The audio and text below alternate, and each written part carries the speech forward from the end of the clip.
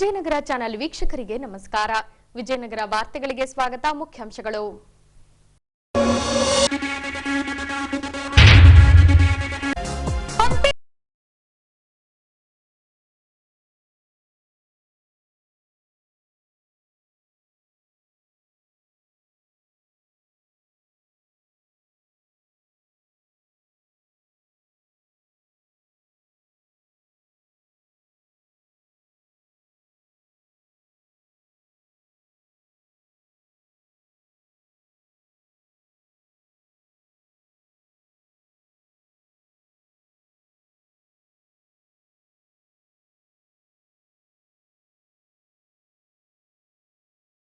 ಮಾಡಿಕೊಂಡು ಹೆಚ್ಚಿನ ಸಂಖ್ಯೆಯಲ್ಲಿ ಬಸ್ ಸಂಚಾರ ಮಾಡುತ್ತಿರುವ ಮಹಿಳೆಯರು. ಈಗ ವಾರ್ತೆಗಳ ವಿವರ. ಕೊಪ್ಪಳ ಜಿಲ್ಲೆ ಹಾಗೂ ಹೊಸಪೇಟೆ ತಾಲೂಕಿನ ಹಂಪಿ ಪರಿಸರದಲ್ಲಿ ಬರುವ ಅನಧಿಕೃತ ಹೋಮ್ ಸ್ಟೇ ಹಾಗೂ ರೆಸಾರ್ಟ್ಗಳನ್ನು ಹಂಪಿ ವಿಶ್ವ ಪರಂಪರೆ ಪ್ರದೇಶ ನಿರ್ವಹಣಾ ಪ್ರಾಧಿಕಾರದಿಂದ ದಿನಾಂಕ 19ರಂದು ಹಂಪಿ ಹಾಗೂ ಕಡ್ಡಿರಾಂಪುರದಲ್ಲಿನ ಅನಧಿಕೃತ ಕಟ್ಟಡಗಳನ್ನು ತೆರವುಗೊಳಿಸಲಾಗಿದೆ. ಈ ಅಂಶವನ್ನ ಆಯಾ ಕಟ್ಟಡ ಮಾಲೀಕರು ವಿರೋಧಿಸಿದ್ದಾರೆ. ಹೌದು, ಹೊಸಪೇಟೆಯ ಕೊಟ್ಟೂರು ಸ್ವಾಮಿ ಕಲ್ಯಾಣ ಕೇಂದ್ರ ಹಾಗೂ ಇತರರು ಹಂಪಿ ಪ್ರಾಧಿಕಾರದ ವಿರುದ್ಧ ಬೆಂಗಳೂರಿನ ಉಚ್ಚ ನ್ಯಾಯಾಲಯದಲ್ಲಿ ನ್ಯಾಯಾಂಗ ನಿಂದನೆ ಪ್ರಕರಣ ದಾಖಲಿಸಿದ್ದರು. ಹೀಗೆ ಕೋರ್ಟ್ನ ಮಧ್ಯಂತರ ಆದೇಶದನ್ವಯ ದಿನಾಂಕ 19ರಂದು ಹಂಪಿ ಹಾಗೂ ಕಡ್ಡಿರಾಂಪುರದಲ್ಲಿನ ಅನಧಿಕೃತ ವಾಣಿಜ್ಯ ಚಟುವಟಿಕೆಯ ಹೋಮ್ ಸ್ಟೇ ಹಾಗೂ ರೆಸಾರ್ಟ್ಗಳನ್ನು ತೆರವುಗೊಳಿಸಲಾಗಿದೆ. ಈ ಅಂಶವನ್ನ ರೆಸಾರ್ಟ್ ಹಾಗೂ ಹೋಮ್ ಸ್ಟೇ ಮಾಲೀಕರು ವಿರೋಧಿಸಿದ್ದಾರೆ.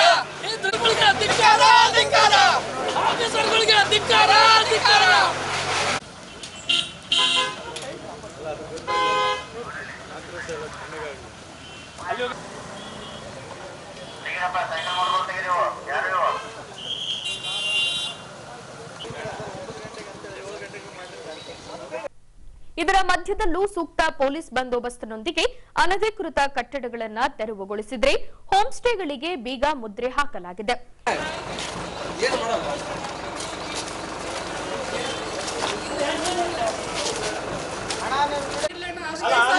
ಬರ್ರಮ್ಮ ಬರ್ರಮ್ಮ ಬರ್ರಮ್ಮ ಬೇಡಮ್ಮ ನನಗೆ ಬೀಳ್ಬಾರ್ದಮ್ಮ. ಬರ್ರಿ ಬರ್ರಿ ಹೊರಗೆ ಬರ್ರಿ ನೋಡ್ರಿ ಹೊರಗೆ ದಯಮಾಡಿ ಪ್ಲೀಸ್.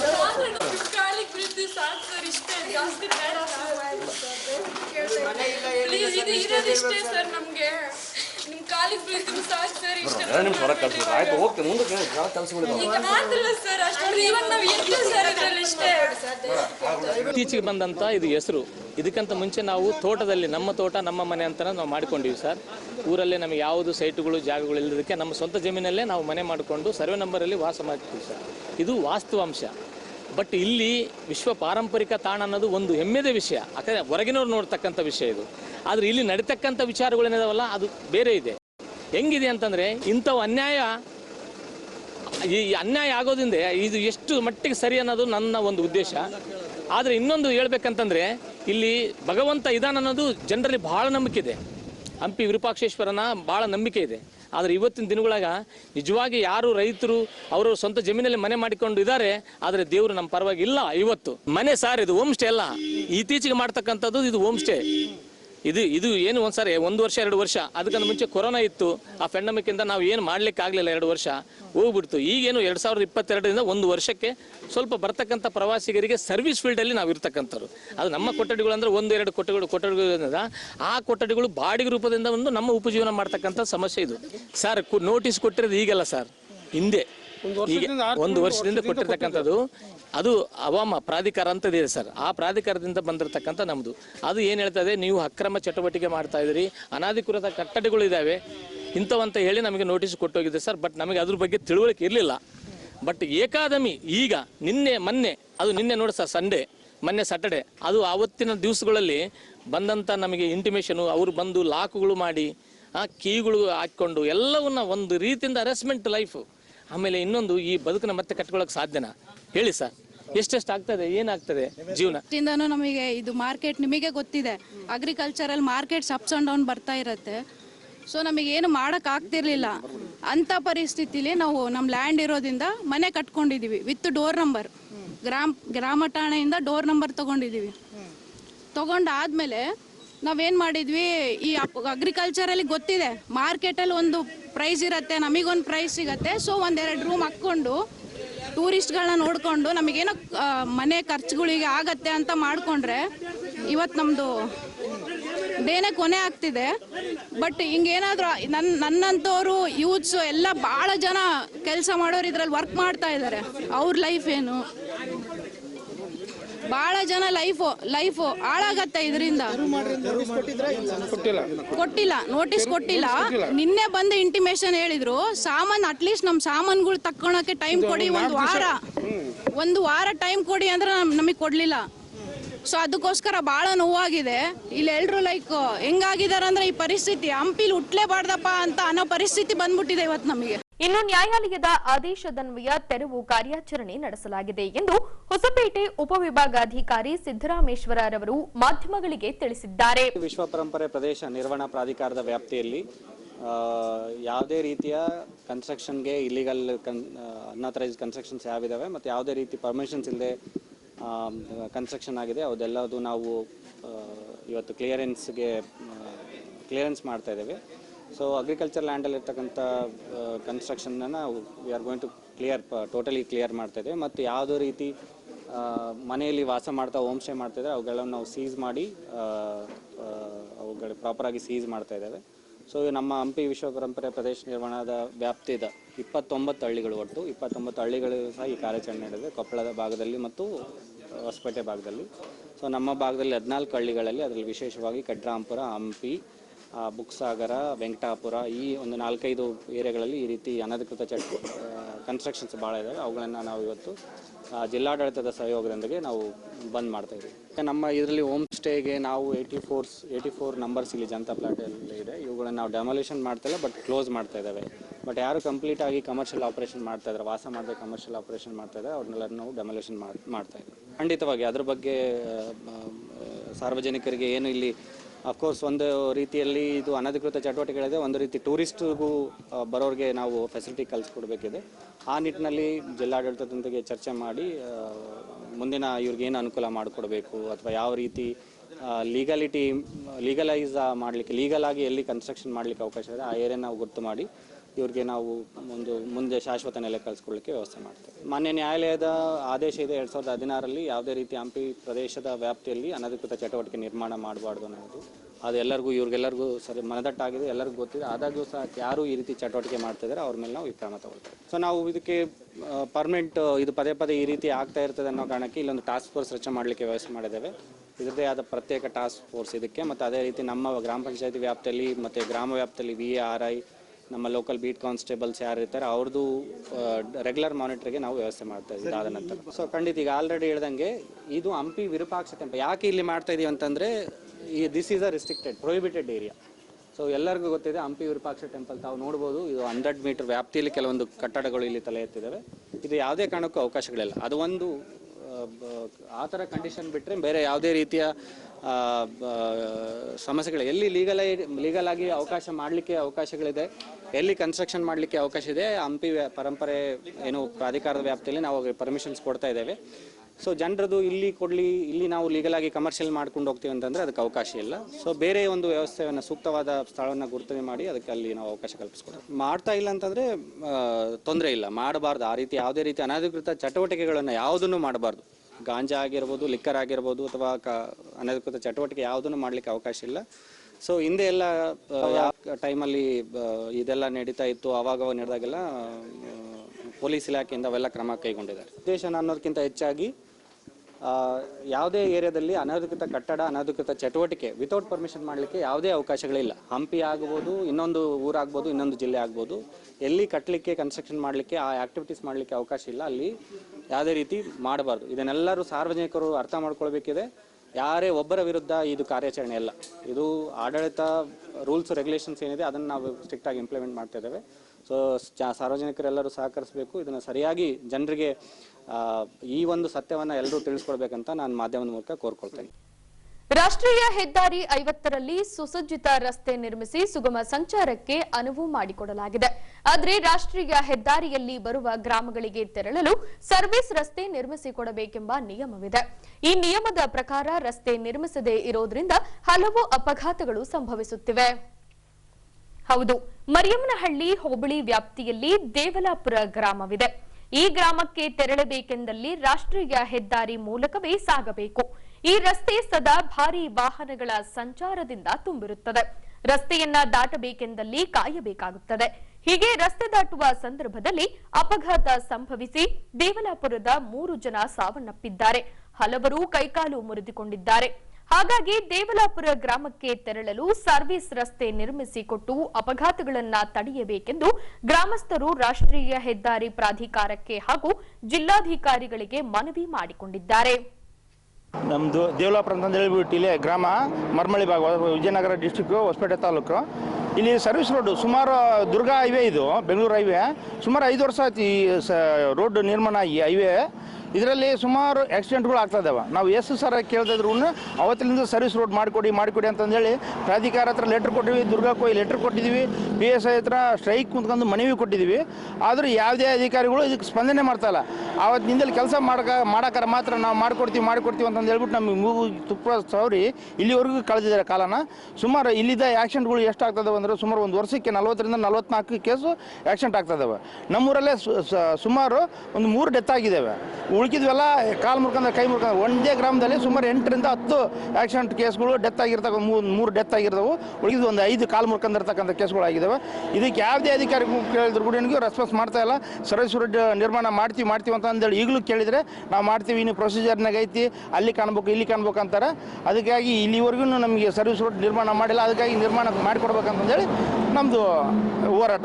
ಹೊಸಪೇಟೆ ನಗರವನ್ನ ಕೇಂದ್ರವನ್ನಾಗಿರಿಸಿಕೊಂಡು ವಿಜಯನಗರ ಜಿಲ್ಲೆಯನ್ನಾಗಿ ರಚನೆ ಮಾಡಲಾಗಿದೆ. ಅಂದಿನಿಂದ ಹೊಸಪೇಟೆ ನಗರಸಭಾ ವ್ಯಾಪ್ತಿಗೆ ಬರುವ ಹಾಗೂ ಅಕ್ಕಪಕ್ಕದ ಗ್ರಾಮಾಂತರ ಪ್ರದೇಶಗಳಲ್ಲಿನ ಜಮೀನಿಗೆ ಹೆಚ್ಚಿನ ಬೇಡಿಕೆ ಬರುತ್ತಿದೆ. ಇನ್ನು ನಗರಸಭಾ ವ್ಯಾಪ್ತಿಯಲ್ಲಿ ಬರುವ ಸರ್ಕಾರಿ ಜಮೀನಿನಲ್ಲಿ ಅನಧಿಕೃತವಾಗಿ ನಿರ್ಮಿಸಿರುವ ಕಟ್ಟಡವನ್ನ ತೆರವುಗೊಳಿಸುವಂತೆ ನಗರಸಭೆಯಿಂದ ನೋಟಿಸ್ ನೀಡಲಾಗಿದೆ. ಹೌದು, ಈಗಾಗಲೇ ಎಂಪಿ ಪ್ರಕಾಶ್ ನಗರದಲ್ಲಿ ನಿರ್ಮಿಸಿದ್ದ ಅನಧಿಕೃತ ಕಟ್ಟಡವನ್ನ ನಗರಸಭೆಯಿಂದಲೇ ತೆರವುಗೊಳಿಸಿ ವಶಕ್ಕೆ ಪಡೆಯಲಾಗಿದೆ. ಅದೇ ರೀತಿ ಸಿರಿಸನಕಲ್ಲು ಏರಿಯಾದಲ್ಲಿ ಭಾಷಾ ಎಂಬುವವರಿಗೆ ಸೇರಿದ ಕಟ್ಟಡವನ್ನ ತೆರವುಗೊಳಿಸಲು ನೋಟಿಸ್ ಜಾರಿ ಮಾಡಲಾಗಿದೆ. ಈ ಕಟ್ಟಡ ಉದ್ಯಾನವನಕ್ಕೆ ಕಾಯ್ದಿರಿಸಿದ ಸ್ಥಳದಲ್ಲಿ ನಿರ್ಮಿಸಲಾಗಿದೆ ಎಂದು ಪೌರಾಯುಕ್ತರು ತಿಳಿಸಿದ್ದಾರೆ. ಅದೇ ರೀತಿ ನಗರದ ವಿವಿಧ ಏರಿಯಾಗಳಲ್ಲಿ ಇದೇ ರೀತಿ ಸರ್ಕಾರಿ ಜಮೀನಿನಲ್ಲಿ ಅನಧಿಕೃತ ಕಟ್ಟಡಗಳು ನಿರ್ಮಾಣಗೊಂಡಿರುವುದು ನಮ್ಮ ಗಮನಕ್ಕೆ ಬಂದಿದ್ದು ಅವುಗಳನ್ನು ಪರಿಶೀಲಿಸಿ ತೆರವುಗೊಳಿಸಲು ನೋಟಿಸ್ ಜಾರಿ ಮಾಡಲಾಗುವುದು.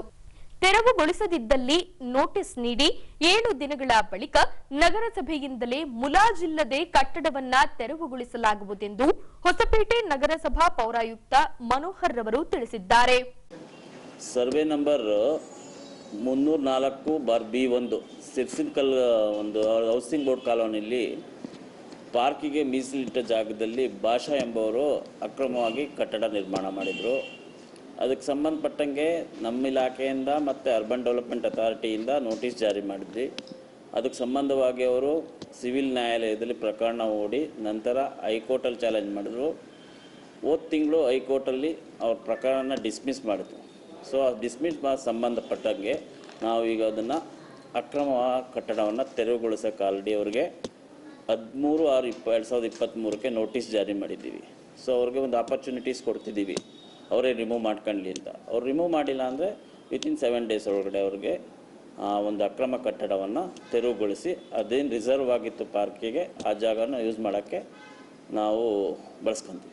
ಹೌದು, ಈಗ ಸದ್ಯದಲ್ಲಿ ಒಂದು ಸಿದ್ದಿಪ್ರಿಯ ಚೌಟ್ರಿ ಹತ್ರ ಒಂದು ರಸ್ತೆಗೆ ರಿಸರ್ವ್ ಆಗಿರೋ ಜಾಗದಲ್ಲಿ ಅಕ್ರಮವಾಗಿ ಕಟ್ಟಡ ಕಟ್ಟಿದ್ರು. ಇದೇ ಪ್ರೆಸೆಂಟು ಅವ್ರಿಗೆ ನೋಟಿಸ್ ಜಾರಿ ಮಾಡಿದ್ವಿ. ಅವರು ಹೈಕೋರ್ಟಲ್ಲಿ ಪ್ರಕರಣ ದಾಖಲಿಸಿದ್ರು. ಅದು ನಿನ್ನೆ ಡಿಸ್ಪೋಸ್ ಆಗಿದೆ, ಡ್ಯೂ ಪ್ರೋಸೆಸ್ ಆಫ್ ಲಾ ಮಾಡಿ ಅಂತ. ಅವ್ರಿಗೂ ಸಹ ಇವತ್ತು ನೋಟಿಸ್ ಜಾರಿ ಮಾಡ್ತಿದ್ದೀವಿ. ಅದನ್ನು ತಕ್ಷಣ ಅದನ್ನು ರಿಮೂವ್ ಮಾಡ್ತೀವಿ. ಅದೇ ರೀತಿ ನಮ್ಮದು MP ಪ್ರಕಾಶ್ ನಗರದಲ್ಲಿ KSRTC ಲೇಔಟ್ ಅಂತ ಇದೆ. ಸೊ KSRTC ಲೇಔಟಲ್ಲಿ ಪಾರ್ಕಿಂಗ್ ರಿಸರ್ವ್ ಆಗಿರೋ ಜಾಗದಲ್ಲಿ 2 ಅಕ್ರಮವಾದ ಕಟ್ಟಡವನ್ನು ನಿರ್ಮಿಸಿದ್ದಾರೆ. ಅದನ್ನು ಸರ್ವೆ ಮಾಡ್ತಿದ್ದೀವಿ. ಸರ್ವೆ ಮಾಡಿ ಬೇಸ್ಡ್ ಆನ್ ಸರ್ವೆ ರಿಪೋರ್ಟು ಅವ್ರಿಗೂ ನೋಟಿಸ್ ಜಾರಿ ಮಾಡಿ ನಂತರ ತೆರವುಗೊಳಿಸ್ತೀವಿ. ಅದೇ ರೀತಿ ನಮ್ಮ MP ಪ್ರಕಾಶ್ ನಗರದಲ್ಲಿ ಬೊಂಬಂ ಮಠ ಅಂತ ಇತ್ತು, ಅದು ಪಾರ್ಕಿಂಗ್ ರಿಸರ್ವ್ ಆಗಿರೋ ಜಾಗದಲ್ಲಿ ರಿಮೂವ್ ಮಾಡಿದ್ವಿ. ಲಾಸ್ಟ್ ಸ್ಟೇಜಲ್ಲಿ ಅವರು ಒಂದು ಡಿಸ್ಟ್ರಿಕ್ಟ್ ಕೋರ್ಟಲ್ಲಿ ಒಂದು ತಡೆಯಾಜ್ಞೆ ತಂದಿದ್ದಾರೆ. ಆ ತಡೆಯಾಜ್ಞೆ ರಿಮೂವ್ ಆದ ತಕ್ಷಣ ಅದನ್ನು ತೆರವುಗೊಳಿಸ್ತೀವಿ. ಅಲ್ಲ, ಈ ನಮ್ಮ ಹಂತದಲ್ಲಿ ಹಂತದಲ್ಲಿ ಪಾರ್ಕಿಂಗ್ ರಿಸರ್ವ್ ಆಗಿರೋ ಜಾಗದಲ್ಲಿ ಈ ಕನ್ಸ್ಟ್ರಕ್ಷನ್ ಇವೆಲ್ಲ ಕನ್ಸ್ಟ್ರಕ್ಷನ್ ಆಗಿರೋ ಬಿಫೋರ್ 5 years 6 years ಬ್ಯಾಕ್ಗಳು, ಇವಾಗ ರೀಸೆಂಟ್ ಆಗಿರೋ ಕಟ್ಟಡಗಳಲ್ಲ. ಸೊ ನಾವು ಒಂದೊಂದಾಗಿ ಸರ್ವೆ ಮಾಡ್ತಿದ್ದೀವಿ. ಸಾರ್ವಜನಿಕರಿಂದನೂ ಇಂಥ ಪ್ರಕರಣಗಳ ಬಗ್ಗೆ ಲಾಂಗ್ ಬ್ಯಾಕ್ ಇರೋ ಪ್ರಕರಣಗಳು. ಸೊ ನಾವು ಸಾರ್ವಜನಿಕರು ಏನು ಅರ್ಜಿಗಳು ಕೊಡ್ತಿದ್ದಾರೆ ಪರಿಶೀಲನೆ ಮಾಡಿ ಅಂತ ಒಂದು ತೆರವುಗೊಳಿಸ್ತಾ ಇದ್ದೀವಿ. ಹೌದು, ಹೈಕೋರ್ಟ್ ಆರ್ಡರ್ ಏನು ಹೇಳಿದೆ, ಅವ್ರದ್ದು ನಮ್ಮದು ಕಟ್ಟಡ ಇದು ಅಂತೇಳಿ ಹೋಗಿದ್ರು. ಬಟ್ ನಾವು ಕ್ಲಿಯರಾಗಿ ಹೈಕೋರ್ಟ್ ಹೇಳಿದ್ದೆ, ನಿಮ್ಮದೆಲ್ಲ ಇದು ಪ್ರಕರಣ, ಇದು ಪಾರ್ಕಿಂಗ್ ರಿಸರ್ವ್ ಆಗಿರೋ ಜಾಗ ಅಂತೇಳಿ. ಸೊ ಅದಕ್ಕೆ ಅವ್ರಿಗೆ ಕಾಮನ್ ಆಗಿ ಒಂದು ಆಪರ್ಚುನಿಟೀಸ್ ಕೊಡಬೇಕು ಅಂತೇಳಿ ನೋಟಿಸ್ ಜಾರಿ ಮಾಡಿದ್ದೀವಿ. ಆಪರ್ಚುನಿಟೀಸ್ ಮುಗಿದ ನಂತರ ತೆರವುಗೊಳಿಸ್ತೀವಿ. ಈಗ ನಾವು ಅವ್ರಿಗೆ 3 days ನೋಟಿಸ್ ಕೊಟ್ಟಿದ್ದೀನಿ. 3 days ಒಳಗೆ ಎಕ್ಸ್ಪ್ಲನೇಷನ್ ಕೊಟ್ಟಿಲ್ಲ ಅಂದರೆ ಒಂದು ಪ್ರಿಲಿಮಿನರಿ ಆರ್ಡರ್, ಒಂದು ಆರ್ಡರ್ ಕನ್ಫರ್ಮೇಷನ್, ಅದಕ್ಕೆ 7 days ಹಿಡಿಯುತ್ತೆ. ವಿತಿನ್ 10 days ಒಳಗಡೆ ಅದು ರಿಮೂವ್ ಆಗುತ್ತೆ. ಇನ್ನೊಂದು ಅದೇ ಮಾಡಿದ್ದು ನಾವು ಹೇಳ್ದಂಗೆ ತಿಂಗಳಿಗೊಂದು ಮಾಡೋಣ ಅಂತಿದ್ವಿ. ಬಂದಾದ್ಮೇಲೆ ಫ್ಲಡ್ ಬಂತು, ಎಲೆಕ್ಷನ್ ಬಂತು, ಅದರಿಂದ ಕೆಲವೊಬ್ಬರು ಪ್ರಕರಣಗಳನ್ನು ಹೈಕೋರ್ಟಲ್ಲಿ ಚಾಲೆಂಜ್ ಮಾಡಿದ್ರು. ಸೊ ಏನೇ ಆದ್ರೂ ಸಾರ್ವಜನಿಕ ಜಾಗದಲ್ಲಿ ಎಸ್ಪೆಷಲಿ ರಿಸರ್ವ್ ಆಗಿರೋ ಪಾರ್ಕಿಂಗ್ ರಿಸರ್ವ್ ಆಗಿರೋ ಜಾಗ, ರಸ್ತೆಗೆ ರಿಸರ್ವ್ ಆಗಿರೋ ಜಾಗ, ಯಾರೇ ಅಕ್ರಮ ಕಟ್ಟಡಗಳು ಕಟ್ಟಿದ್ರು ಯಾವತ್ತಿದ್ರೂ ಅದು ತೆರವಾಗೋದು ಖಂಡಿತ. ಸರ್ಕಾರದ ಐಷಾರಾಮಿ ಹಾಗೂ ವೇಗದೂತ ಬಸ್ಗಳನ್ನ ಹೊರತುಪಡಿಸಿ ಉಳಿದೆಲ್ಲ ಬಸ್ಗಳಲ್ಲಿ 18 ವರ್ಷ ಮೇಲ್ಪಟ್ಟ ಮಹಿಳೆಯರು ರಾಜ್ಯದ ಯಾವ ಮೂಲೆಗಾದರೂ ಸಂಚರಿಸಲು ರಾಜ್ಯ ಸರ್ಕಾರದಿಂದ ಅವಕಾಶ ಕಲ್ಪಿಸಿಕೊಡಲಾಗಿದೆ. ಈ ಹಿನ್ನೆಲೆಯಲ್ಲಿ ಮಹಿಳೆಯರ ಬಸ್ ಪ್ರಯಾಣ ದಿನದಿಂದ ದಿನಕ್ಕೆ ಹೆಚ್ಚಾಗತೊಡಗಿದೆ. ಹೌದು, ಶಕ್ತಿ ಯೋಜನೆಯ ಅಡಿಯಲ್ಲಿ ಮಹಿಳೆಯರಿಗೆ ಉಚಿತ ಬಸ್ ಪ್ರಯಾಣ ನಡೆಸಲು ರಾಜ್ಯ ಸರ್ಕಾರದಿಂದ ಅವಕಾಶ ಕಲ್ಪಿಸಿಕೊಡಲಾಗಿದೆ. ಈ ಯೋಜನೆಯನ್ನ ಸದ್ಬಳಕೆ ಮಾಡಿಕೊಳ್ಳುತ್ತಿರುವ ರಾಜ್ಯದ ಮಹಿಳೆಯರು ಹೆಚ್ಚಿನ ಪ್ರಮಾಣದಲ್ಲಿ ಬಸ್ ಸಂಚಾರ ಮಾಡುವಲ್ಲಿ ತೊಡಗಿಸಿಕೊಂಡಿದ್ದಾರೆ. ಇದರಲ್ಲಿ ಬಹುತೇಕ ಮಹಿಳೆಯರು ಪುರಾಣ ಪ್ರಸಿದ್ಧ ಹಾಗೂ ಐತಿಹಾಸಿಕ ದೇವಸ್ಥಾನಗಳ ವೀಕ್ಷಣೆಗೆ ಪ್ರಯಾಣ ನಡೆಸುವುದು ಕಂಡುಬಂದಿದೆ. ಹಂಪಿ, ಹುಲಿಗಿ, ಕೊಟ್ಟೂರು, ಉಜ್ಜಯಿನಿ, ಕೊಪ್ಪಳ, ಗವಿಮಠ, ಬೇಲೂರು, ಹಳೇಬೀಡು, ಐಹೊಳೆ, ಪಟ್ಟದಕಲ್ಲು ಹೀಗೆ ರಾಜ್ಯದಲ್ಲಿ ಬರುವ ಐತಿಹಾಸಿಕ ದೇವಸ್ಥಾನಗಳಿಗೆ ತೆರಳುತ್ತಿರುವ ಮಹಿಳೆಯರ ಸಂಖ್ಯೆ ದಿನದಿಂದ ದಿನಕ್ಕೆ ಏರುಗತಿಯಲ್ಲಿ ಸಾಗುತ್ತಿದೆ. ಇನ್ನು ಪ್ರಯಾಣಿಕರಿಗೆ ಅನುಗುಣವಾಗಿ ಹೆಚ್ಚಿನ ಬಸ್ಗಳನ್ನು ಅಳವಡಿಸಲು ರಾಜ್ಯ ಸಾರಿಗೆ ಸಂಸ್ಥೆ ಕೂಡ ಸಿದ್ಧತೆ ನಡೆಸಿದೆ.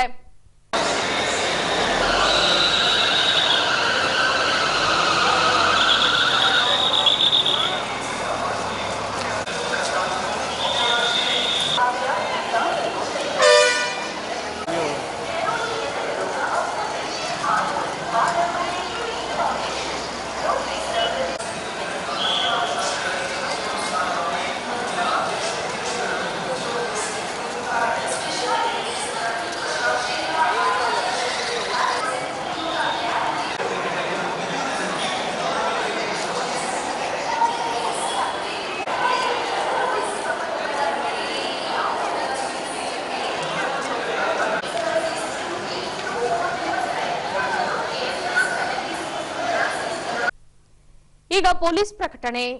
ಎಷ್ಟೇ ಹಳೆಯ ಬಂಗಾರವಿರ್ಲಿ, ಪಾಲಿಶ್ ಮಾಡಿದ ಮೇಲೆ ಹೊಸದೇ ರೀತಿಯಲ್ಲಿ ಕಾಣ್ತದೆ ತಾಯಿ ನೋಡಿ.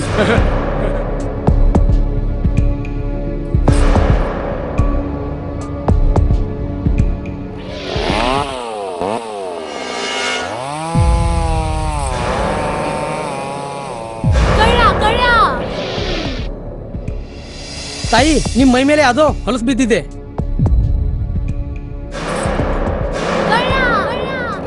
ಇಲ್ಲಿ ತಾಯಿ, ನಾನು ಪೊಲೀಸ್.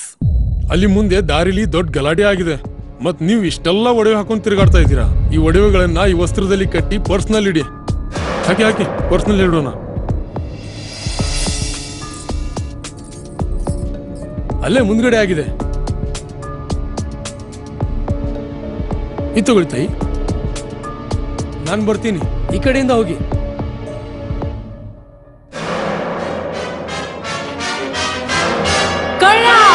ಇಂತಹ ಮೋಸದ ಸಂಗತಿ ನಿಮಗೂ ನಡೆಯಬಹುದು. ತಮ್ಮ ಬೆಲೆ ಬಾಳುವ ಒಡವೆ ಆಭರಣ ವಸ್ತುಗಳನ್ನು ಎಚ್ಚರಿಕೆಯಿಂದ ಕಾಪಾಡಿ. ಯಾವುದೇ ಮಾತುಗಳಿಗೆ ಮರುಳಾಗಬೇಡಿ. ಸಂಶಯಾಸ್ಪದ ರೀತಿಯಲ್ಲಿ ಯಾರಾದರೂ ಕಂಡು ಬಂದರೆ ಸಮೀಪದ ಪೊಲೀಸ್ ಠಾಣೆಯನ್ನು ಸಂಪರ್ಕಿಸಿರಿ. ಈಗ ಕೊನೆಯಲ್ಲಿ ಮತ್ತೊಮ್ಮೆ ವಾರ್ತೆಗಳ ಮುಖ್ಯಾಂಶಗಳು.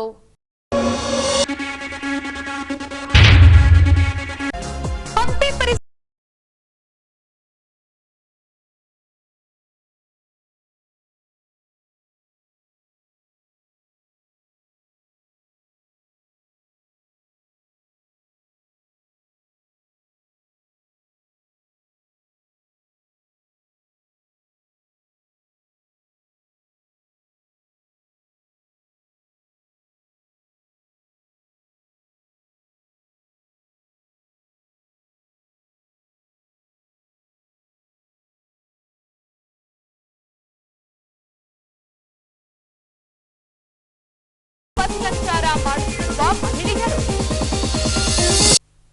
ಇಲ್ಲಿಗೆ ವಾರ್ತಾ ಪ್ರಸಾರ ಮುಕ್ತಾಯವಾಯಿತು. ದೈನಂದಿನ ಆಗುಹೋಗುಗಳ ಮಾಹಿತಿಗಾಗಿ ವೀಕ್ಷಿಸಿ ವಿಜಯನಗರ ಸುದ್ದಿವಾಹಿನಿ. ನಾನು ತೇಜಸ್ವಿನಿ ಪಿ ಪಾಟೀಲ್. ನಮಸ್ಕಾರ.